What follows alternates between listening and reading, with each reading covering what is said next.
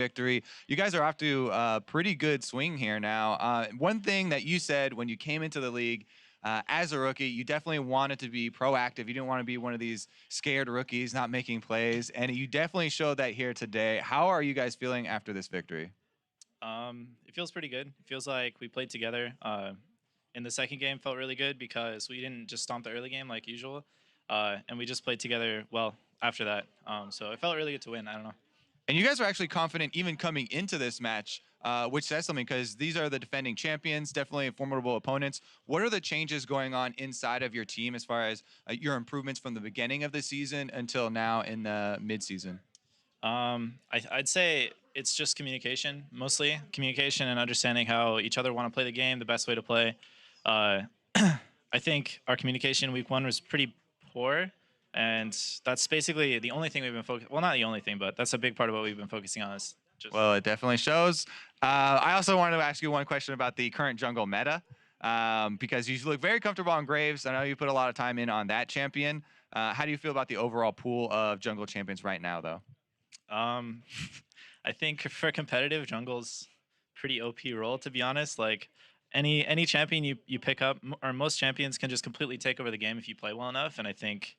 I really enjoy it just because I can do that. So, yeah, that's what I think. All right. Well, congratulations again on your victory. We're going to send it back over to the guys now.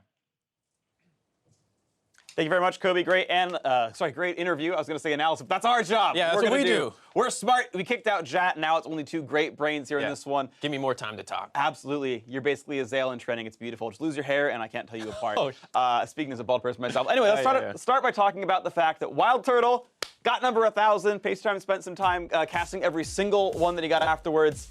And the best part was, of course, the air horn going nuts during this. But overall, a great play set up by Sven Skaren, who's one of the best leads in NA, of course, and a good collapse by the bot lane. Turtle able to get in range to finish this off. You saw Sven try and take it away, he almost got unable to do so. And then he picks up his next couple kills shortly thereafter off the back of a dive that they set up using, there it is, the great Turtle. Yeah. Pointing at you, the fans. Thanks for supporting him over the years. It's all you're doing. Yeah, but and overall, now he's the record setter. He's like 1,000 and something. Every time now that he gets a kill, you can say new record. I will continue to do that. I will every single play I ever have of World Tour getting a kill rest of the year, new record every time. Right. I look forward to that. It's not going to be annoying or anything.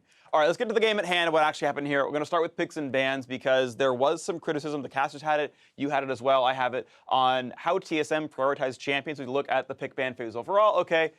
Bans make general sense, and then kind of run through what you care about here. Yeah, so obviously target some junglers against Acadian. He's really the big threat on Echo Fox in terms of the early game. Tom Kench is something they use as well. Echo Fox was going for the more standard bans, but they also throw in the Ivern as well, targeting Sven's best jungler. First pick Varus on blue side, no surprise. That's kind of the standard things. And from there, it's mostly falls out normal with Malzahar being grabbed, followed by the Jhin, and then the Zyra Shen, obviously being the other priority picks, TSM liking the Shen a lot, and then the Corki grabbed for Froggen, trying to prevent some kind of mid pinch at all and maybe get one on to TSM.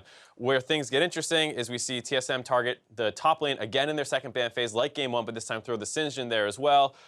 We see the mid focus from Echo Fox. They end up grabbing Graves next, the jungler that they're most comfortable with, which is a great pick, followed lastly by Jace and Lee. So this is where the draft really gets interesting. The Jace pick is actually more to protect the Shen. We saw CLG do this as well, where they say, okay, our Shen's kind of exploited. If they take the Jace pick, we'll take that early. And then with that, you have a really physical damage team comp, and then they take Lee. Jace, Varus, right? Okay, you've got a Zyra there, kind of, and that's kind of something. Of course, obviously, Shen's low damage. But right, and so the debate we had is you wanted to see Elise here, right? You wanted to see a heavy magic damage jungler. And the debate in my mind is this, right? Is like, obviously, he's much more comfortable on Lee Sin, right? The early game lead TSM got was because of his Lee Sin, his mechanics Lee Sin. He's just better at the champion. And if you are playing a poke team, which I would say this is a pretty big poke team, and you're mostly, he's a better disengaged champion, right? If they're trying to jump on you with a Poppy, ha! Out she goes, and you don't get your backline killed. And I think that's relevant, right? That's valuable. But it means you've got to snowball. Their early game lead has to happen. You've got to keep going from there, and you've got to keep the game in your favor. Absolutely, and when we talk about TSM, we're not talking about a team that has great early games or like even decisive mid games. They're a team that's extremely mechanically proficient and doesn't make big mistakes. But that's not necessarily a comp that you want to run that with, where you're just, okay, well, we'll just, you know, outscale them or something. This is a team that needs to snowball early, and despite the great early game that we saw Sven, when they started grouping around mid game, they weren't clean enough. And there were a couple of close fights that Echo Fox took. Echo Fox also, to give them some credit, made some smart calls where they were swapping the top side instead of contesting dragons. Those kinds of things stalled out long enough for their comp to become much stronger. Right, and that's, you know, credit to Echo Fox, of course, for trading objectives instead of fighting for ones when you've got gold deficits. Here we've got a replay of Keith with his, like, hero play. I think his first of 2 solo kills against Biofrost as they struggle to dodge and block the bullets and they can't do it, and just gets him on the shoulder. Yeah, and this was right after that TSM had collapsed on that top side and gotten a free pick. So you're scared here, oh, if we take this Baron, maybe this is exactly what we need to snowball like they needed to do. But once they got shoved off, Echo Fox make a great call to reforce on the Baron, and they pick it up for free. And from there, that's when you're looking at this comp from TSM and you say, okay, they're down 2K gold. Can they ever kill Poppy without, like, you know, 30 seconds of free hitting him or something? And that's what kind of struck me then as we get into the late game, where it's like, you know, what if TSM sack farm on Turtle and let Biofrost farm and be a legit Zyra mage? Like, yeah, you're going Sork Shoes, you're getting Leandries, and you're getting a Void Staff third. And we're going to say, Biofrost, that damage number, instead of 15K, let's make that 25K, and maybe that makes a difference here. Right, potentially. I mean, I think you can also look at TSM's overall play over the course of this game and say that was not up to par either. Because even if you put in the Elise there or something, would Echo Fox have just run away with the early game? Because we saw Acadian invading early, right? So there was a lot of factors here. It's hard to know what the right decision was, but ultimately Echo Fox played the game out better and had a great team comp as well. Yeah, that is what it comes down to. Echo Fox played better as a team. They improved to 4-4 as a result. TSM, of course, their second match loss. And props have to be given finally to Keith in the bot lane for Echo Fox, player of the game. And I think it was close. He had some slightly ugly deaths, but the fact that he was the sole reason they got the Baron, he won them a lot of team fights. His snipes were super on point. I've got to give him the respect. I think he deserved it. Right. I mean, this is a great game from him.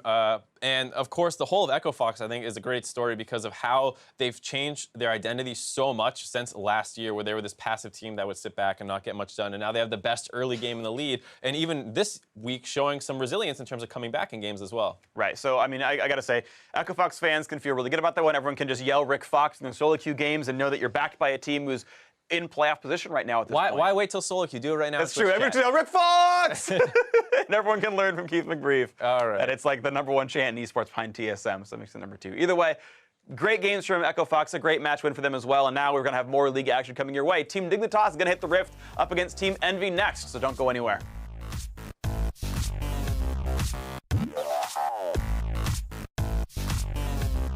I'm like pretty much deaf. Yeah, you are. You're pretty much deft? Yeah, deft. Yeah, bro. Deaf. Yeah. Turtle gonna try and follow it up. He does have ulti. Gate's gonna flash. Ooh, Chain Corruption's gonna miss. The exhaust is down as well. Gonna keep chasing for it. Should be a kill. Turtle. That's his 1000th kill. There it is. 1,000 kills for Turtle.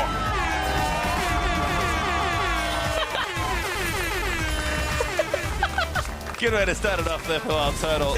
Katie forced to back away. They're gonna go in onto Lupa. Strangleforce down after the roof. Lupa on the flash for Turtle. 1002. Jace is on me. I'm dead, I'm dead. I'm below, Kevin, I'm below. I got him. Cut down, cut down, cut down. Oh. Yeah, get up. Get up. Turret's gonna get broken as Echo Fox. Now gonna turn the fight around. Lupa slams Haunter into a wall. That's gonna be a kill, I think. Haunter barely living, but not for much longer. Firefrost now down as well. Uses the ultimate and tries to kill Arcadian. Echo Fox, they do the unthinkable and take down TSM.